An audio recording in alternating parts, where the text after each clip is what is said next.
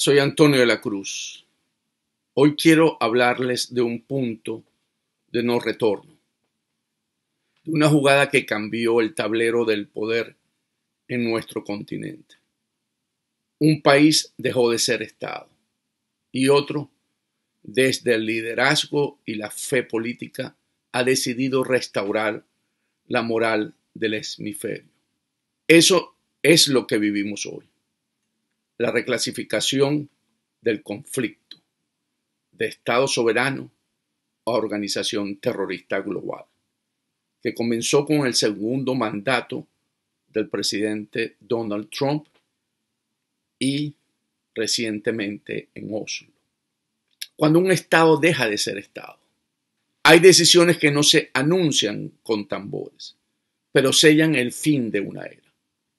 La designación del Cartel de los Soles y el Tren de Aragua como organizaciones terroristas globales no fue un gesto diplomático, fue la admisión oficial de que Venezuela ya no funciona como Estado, sino como sistema criminal con control territorial.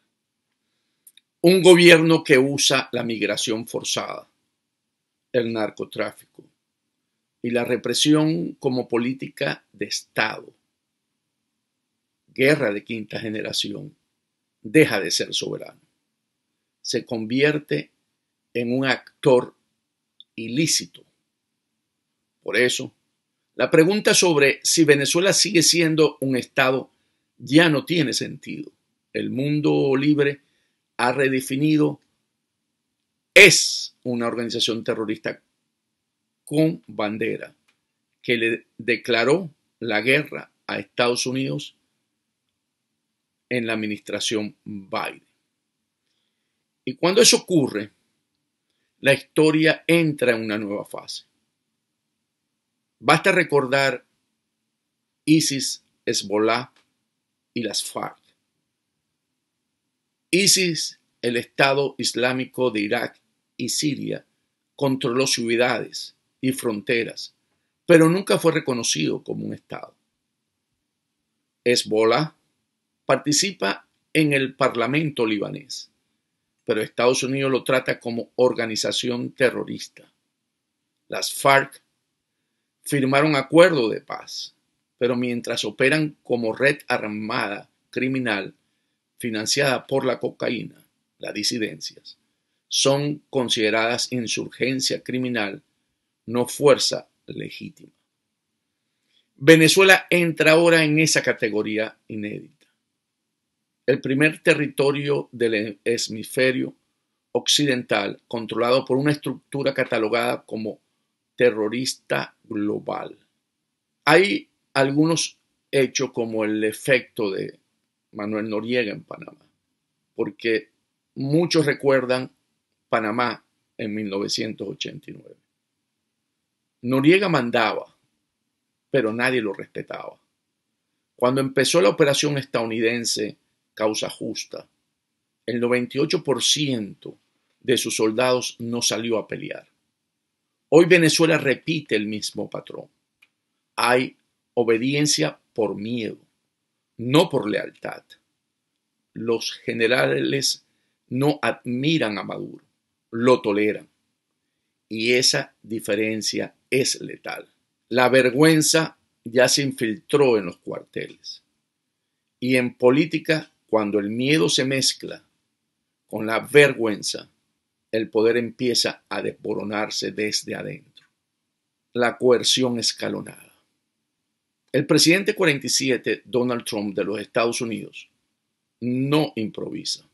Aplica la coerción escalonada sin guerra abierta, una invasión sin invasión. Cada acción quirúrgica obliga al régimen a escoger entre dos males: callar y mostrarse débil, o responder y dar excusa para una guerra total. El juego actual es estable. Ningún jugador gana retrocediendo o avanzando. Y mientras Maduro no responda militarmente, la estrategia sigue siendo en equilibrio. El poder militar de Estados Unidos no busca destruir al adversario, sino obligarlo a aceptar la transición sin darle ni victoria ni martirio. Esa es la esencia de la coerción moral. Lo ocurrido con el premio Nobel es una jugada irreversible. En este escenario, el premio Nobel de la Paz a María Corina Machado fue más que un homenaje. Fue una jugada unilateral irreversible, una acción que reconfiguró el tablero sin pedir permiso. Elevó el costo de la neutralidad.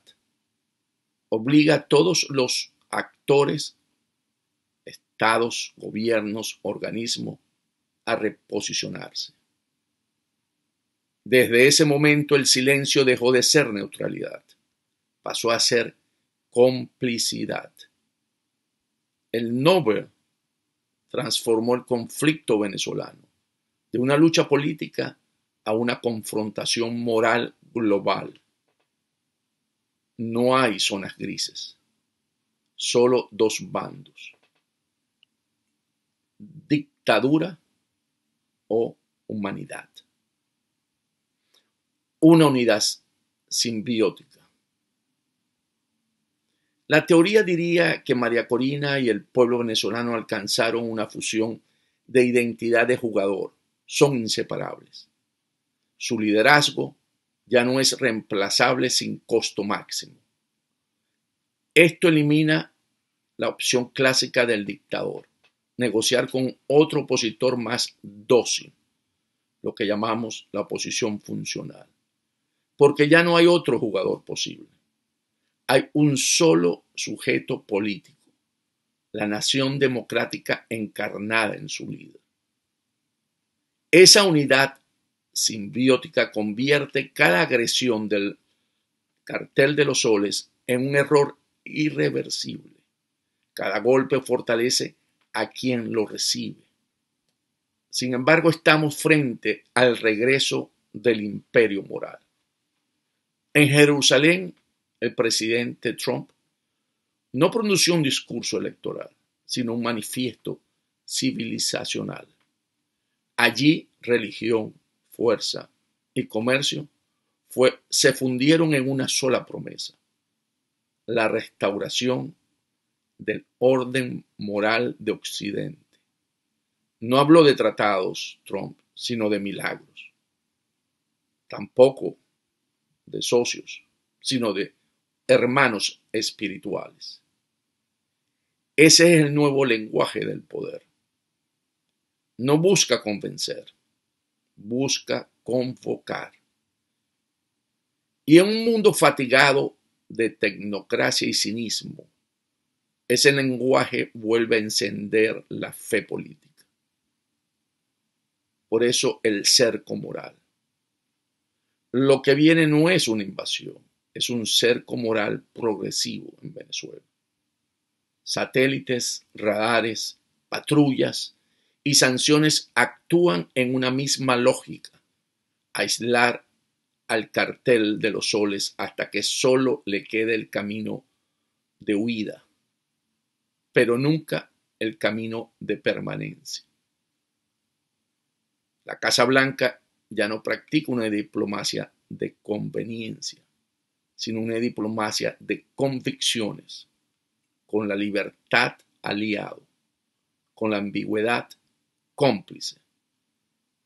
Esa es la nueva doctrina del poder.